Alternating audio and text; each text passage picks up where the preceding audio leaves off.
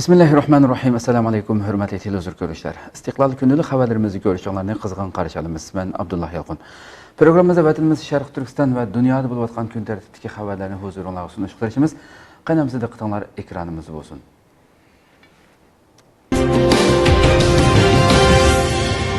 Tashkilotlar birligidan bir hay'at Konya ziyoratini boshladi. 19-sentabr Sharq Turkiston Tashkilotlar birligi raisi Hidoyatulloh O'g'izxonning yetakchiligidagi bir hay'at Türkiye'nin Konya vilayetida ziyorat faoliyatini boshladi. Ziyoratning tunji kuni Konya shaharlik hukumat bosh kotibi va Bosniyaning Turkiyada turishliq faxriy konsuli Erjan Uslu apandini ziyorat qilib, Konyada yashayotgan Uyg'ur muhojirlarining ahvoli, Sharq Turkistonning hozirgi vaziyat ahvoli, Xitoyning Sharq Turkistonda elib berayotgan bostirish siyosatlarini tunishtirdi hamda bu haqda fikr almashtirdi. Hay'at yana Konya muftisi Ahmad Po'chan o'g'li, Konya Qizilay jamiyati raisi Husayn Uzmaz apandi va Konya İHA insoniy yordam muxbir raisi doktor Hasan Husan Uysal apandilarini ziyorat qilib, Konyadagi Sharq Turkiston muhojirlarining bir qator ahvollari va Sharq Turkistonning hozirgi vaziyat ahvollarini tunishtirdi. Shuningdek, Sharq Turkiston uchun o'rtaq qilishga tegishli ishlar haqida fikr almashtirdi. Hong Kong soqchilari namoyishchilarga ochiq tahdid soldi.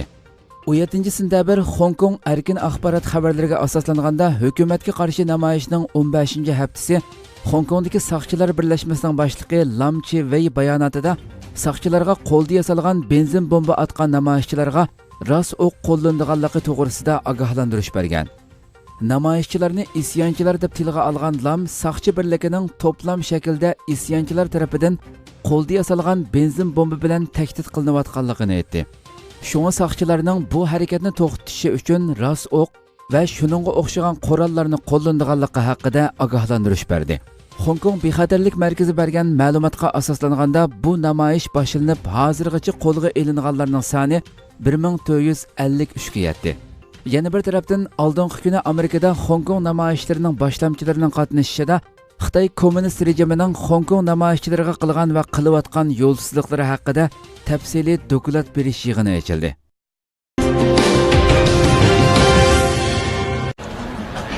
Uyg'urlarga erkinlik! Uyg'urlarga erkinlik! Uyg'urlarga ozodlik! Uyg'urlarga ozodlik! Uyg'urlarga ozodlik! Uyg'urlarga ozodlik! Vatan sana jinib fido! Vatan sana jinib fido! Vatan sana jinib fido! Vatan sana jinib fido! Gollandiyada Xitoyga qarshi namoyish elib berildi. Gollandiyada yashayotgan Uyg'urlar Sharq Turkiston Cumhuriyet Partiyasining o'rinlashtirishi bilan Xitoy tajovuzchi rejimi qurilganligining 70 yilligi munosabati bilan Gollandiyaning Rotterdam shahrida tabriklash marosimi o'tkazilayotgan mehmonxona oldida namoyish elib bordi. Namoyishga Gollandiya yoshlar tashkiloti a'zolari va ko'p sonda Uyg'urlar qatnashgan bo'lib, jaranglagan kuchli sadolar mehmonxona oldida marosim uchun yig'ilgan Xitoylarga urilgan tasdiq bo'ldi. Namoyishda Xitoy tajovuzchilarining vatanimizda elib berayotgan vahshiy bostirishlari qattiq ayblanib, fashist terrorchi Xitoylar Sharq Turkistondan yo'qol, Sharq Turkistonga mustaqillik degandek shiorlar tovlandi. Avstraliya hukumatidan Uyg'urlar haqida qonun chiqarish talab qilindi. 18-sentabr Sharq Turkiston Avstraliya jamiyati, Avstraliya Uyg'ur jamiyati va Victoria Uyg'ur jamiyati hay'atlari va bir qism jamoat vakillaridan tashkillangan 10 kishilik o'mak poytaxt Kamberrada yuqori darajalik uchrashuvlarda bo'ldi. Sharq Turkiston Avstraliya jamiyati raisi Nurmuhammad Turkistoni yetakchilik qilgan bu o'mak Avstraliya parlament a'zolari, senatorlar, Tashqi ishlar ministrligining inson haqlari komiteti, Amerika elchixonasi va Turkiya elchixonasi qatorliq yuqori darajalik o'rinlar va davlat arboblari bilan muhim uchrashuvlarda bo'ldi. Mazkur o'mak Kamberrada 2 qatimliq Sharq Turkistonning hozirgi vaziyat ahvoli haqida guvohlik berdi. 2 elchixona va 2 davlat arboblari bilan ayrim ko'rishishlarda bo'ldi. 18-sentabr tushdan burun Avstraliya O'qituvchi partiyasining 13 vakillari va bir qism muhim shaxslar qatnashgan uchrashuv 1 soat davom qildi. O'mak yetakchisi Nurmuhammad Turkistoni tayyorlagan Sharq Turkiston vaziyati, Avstraliyadagi Uyg'urlar masalasi va hukumatga qo'yilgan talablar o'tirg'i qo'yilgan bir maktub O'qituvchi partiyaga sunildi. O'mak a'zolari o'zlari va jamiyat a'zolari haqida guvohlik berdi. Avstraliya hukumati Tashqi ishlar ministrligining inson haqlari komiteti raisi va a'zolari bilan elib berilgan guvohlik berish yig'inida keskinlashayotgan Sharq Turkiston vaziyati va xalqarodagi inkaslar, Uyg'urlarga kelayotgan Xitoy zulmining Avstraliya Uyg'ur jamoatlariga keltirgan besimlari va Avstraliya Uyg'urlarining bexatarligi, Xitoyda qolgan Uyg'ur Avstraliya grajdanlari va mangulik iqomat sohiblarining masalasi, Avstraliyaga yangidan joylashgan Uyg'urlar to'g'risidagi talablar, Avstraliya hukumatining xalqarodagi nufuzi va demokratik qimmat prinsiplari bo'yicha Uyg'urlarning kishilik huquq masalasiga ijobiy maydonda bo'lishini talab qilgan nuqtalar yozilgan yozma dokument sunildi va naq maydonda guvohlik berilib, so'ralgan savollarga javob berildi. Tushdan keyin Amerika bosh elchixonasida o'mak vakillari bosh elchining vakili va Amerika Avstraliya do'stlik guruhi hay'ati bilan o'xshash nuqtalarda uchrashish olib bordi. O'mak beshi Amerika Kengash palatasida 11-sentabr ma'qullagan Uyg'ur kishilik huquq qonun loyihasining xalqarodagi Uyg'urlarga elib kelgan ishonchisini bildirib, bu xildagi qonun loyihalarining Avstraliyadami o'ttirg'a chiqishi uchun Amerika hukumatidan kutadigan nuqtalarni bayon qilgan. O'xshash uchrashuv Turkiya buyuk elchiligidami elib berildi. Tushdan keyin Avstraliya hukumatining Xitoy kengaymichiligiga va Avstraliyadagi singib kirishiga tanqidiy maydonini ifodalagan parlament a'zosi Andrew Hasti apandi bilan bo'lgan uchrashuvda Avstraliya hukumatidan talab qilinadigan konkret talablar yetkazildi va ijro qilinish tartiblari muzokara qilindi. Amerika Uyg'ur masalasini Birlashgan Millatlar Tashkiloti boshliqlar yig'inida qandoq o'ttirg'a qo'ymoqchi? 18-sentabr Amerika ovozi xabarida bildirilishicha, Amerika kelar hafta Birlashgan Millatlar Tashkiloti boshliqlar yig'inida Sharq Turkiston xalqining lagerlarga qamilish masalasini Xitoyga qandoq o'ttirg'a qo'yish masalasida plan tuzishga boshlaganligi ilgari surildi. Amerikaning ismini oshkorlashni xohlamaydigan bir hukumat amaldorining bildirishicha, Prezident Trump kelar seshanba kuni Birlashgan Millatlar Tashkiloti umumiy yig'inida 193 davlat vakillari oldida nutq so'zlaganda Xitoyning Uyg'urlarga tutgan muomalasi umumiy kishilik huquq xotirasi haqida to'xtalish yoki to'xtalmaslik masalasida muzokara elib borgan. Agar Prezident Trump lagerlar masalasini tilga olsa, bu Uyg'ur masalasining Birlashgan Millatlar Tashkiloti umumiy yig'inida tunji qitim tilga elinishi bo'lib hisoblanadi ekan.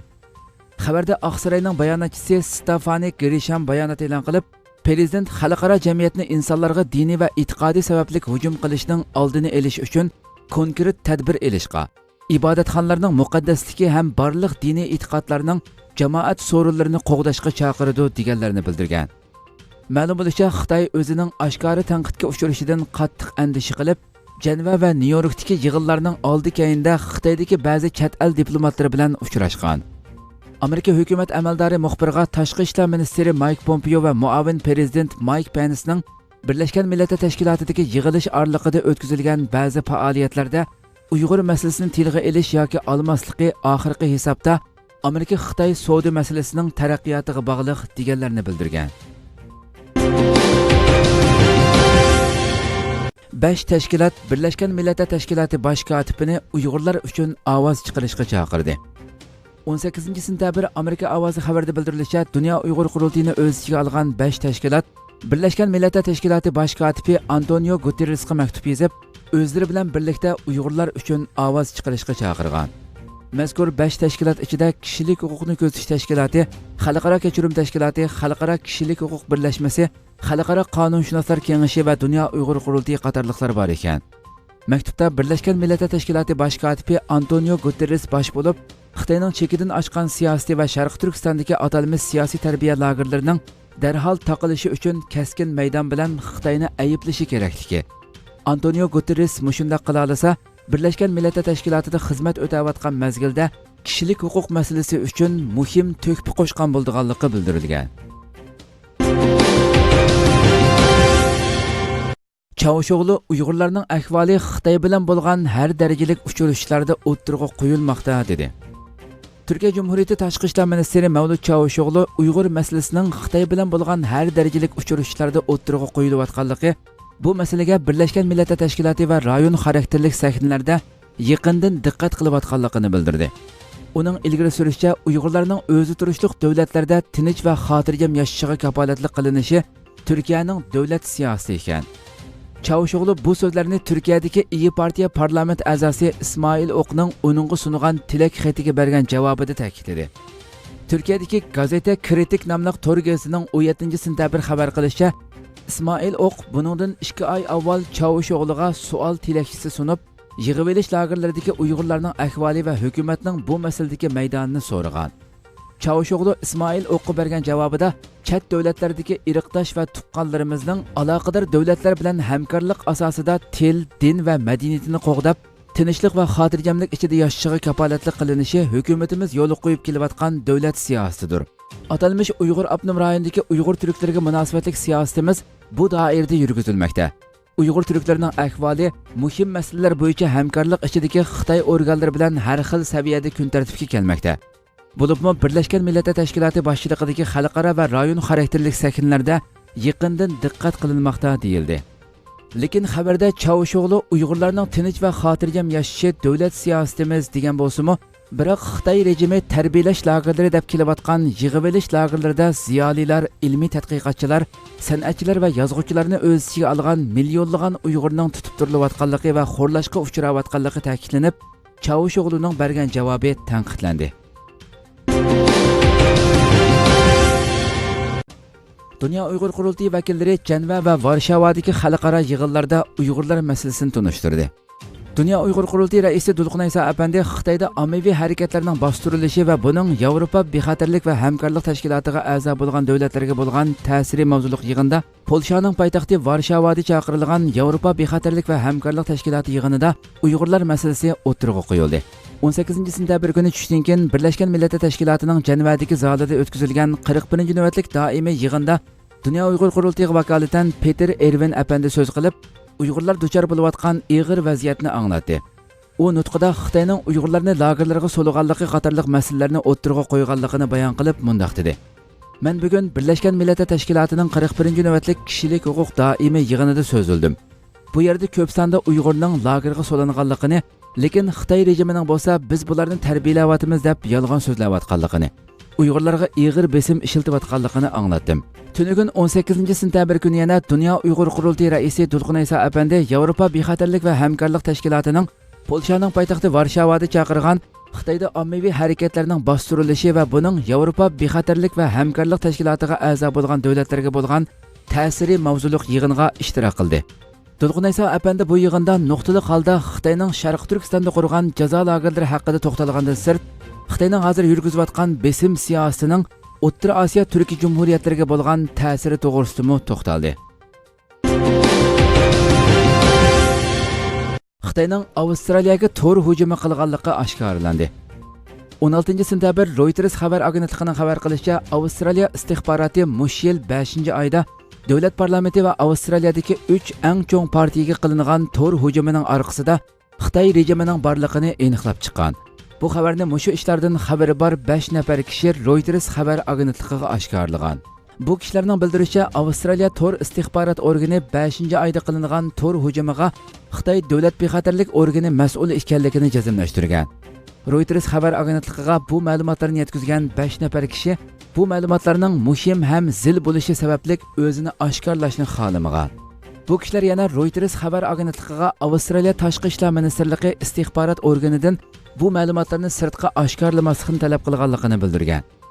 Reuters xabar agentligi bu ma'lumotlarni aniqlash uchun Avstraliya bosh ministri Scott Morrisonning ishxonasiga xat avatgan bo'lib, xatga javob kelmagan. Avstraliya to'r istixborot organi mo xatga javob qaytarmagan. Teknosofit festivali dunyo bo'yicha eng cho'ng 2 faoliyat bo'lib qoldi. Buldur İstanbul aerodromida tunji qatim o'tkazilgan Turkiyaning texnologiya festivali Teknofest bu yil Atatürk aerodromida ziyoratchilarni kutib olmoqda. Turkiya ovozi radiosi xabarida bildirilishicha, oldingi yili festivalga 500 mingdan ortiq kishi kelgan bo'lib, bu yil 1 million kishining ziyorat qildiganligi mo'ljallanmoqda. Bu festival ko'lam jihatda dunyo bo'yicha eng cho'ng 2-chi faoliyat bo'lib qolgan. Festival 17 sentabrdan 22 sentabrgacha Atatürk aerodromida o'tkazildi. İstanbuldagi barliq hamshirlarimizning farzandlarini bu ahamiyatli faoliyatga ziyoratga elib berib, ularning kelgusiga bo'lgan ishonchisini oshirishini alohida tavsiya qilamiz. Hurmatli televizor ko'ruvchilar, shuna qilib bugungi xabarlarimiz mush yerda oxirlashdi. Inshaalloh atki xabarimizni ko'rishgacha sizlarni Janobiy Alloh topshiramiz. Shundaqla program oxirida ekran orqasidagi barliq xizmatdoshlarimga ko'pdan ko'p rahmat aytaman. Assalomu alaykum va rahmatulloh.